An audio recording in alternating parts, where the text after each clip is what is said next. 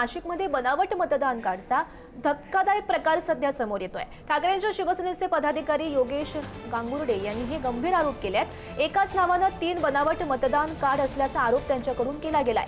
Photo एकाच व्यक्तीचा, मात्र नावं ही वेगवेगळी असल्याचं त्यांनी म्हटलंय। एका मतदान कार्डवर नाव महिलेचं आहे, मात्र फोटो आहे तो पुरुषाचा आहे। बनावट मतदान कार्डचे पुरावे निवडणूक आयोगाकडे सादर सुद्धा केले जाणार आहेत। उद्धव ठाकरे आणि संजय राऊत यांनीही बनावट मतदान कार्ड त्यांनाही दाखवलं जाणार असंही समजतंय। योगेश गांगुर्डे यांच्याशी बातचीत केलेली आहे आमचे प्रतिनिधी किरण ताजने यांनी। बघूयात।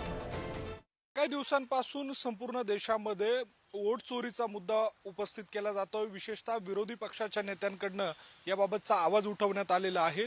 अशा या सगळ्या पार्श्वभूमीवर ठाकरेंच्या शिवसेनेचे पदाधिकारी असलेले योगेश गांगुर्डे यांनी एक धक्कादायक प्रकार उघडकीस आणलेला आहे। त्यांच्याकडे काही कार्ड आहेत जे मतदान कार्ड आहे आणि वेगवेगळ्या व्यक्तींचे नाव त्यावर आहे, एकाच व्यक्तीचे त्यामध्ये फोटो आहे। असे विविध पद्धतीचा खुलासा ते करताय। नेमकं काय हे सगळं तुमच्या हातामध्ये आहे आणि काय त्याच्याबाबतची माहिती?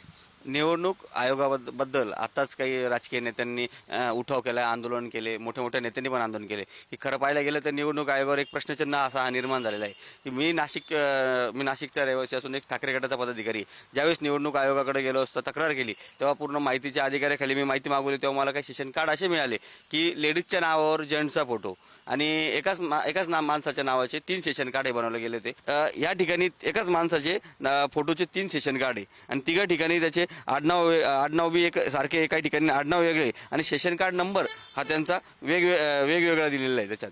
म्हणजे हा एक माणूस 3 ठिकाणी मतदान करू शकतो आणि एका माणसाचे 2 फोटो आणि 2 ठिकाणी वेगवेगळे नावं दिलेले त्याच्यात पण तो 2 ठिकाणी मतदान करू शकतो। आणि महिलेच्या नावाचं जे सेशन कार्ड आहे, महिलेच्या नावाच्या सेशन कार्डवर त्याच्यावर पुरुषाचा फोटो, म्हणजे हा पुरुष जर मतदान केलं आणि सेशन कार्ड निवडणूक निर्णय अधिकारी काय करतात की मतदार यादीत जो फोटो असेल त्यालाच ते मतदान करू देतात। मग तो त्याचं सेक्स जो असतो लिंग किंवा पुल्लिंग स्त्रीलिंग हे बघत नाही, पण त्याला मतदान करू शकतो।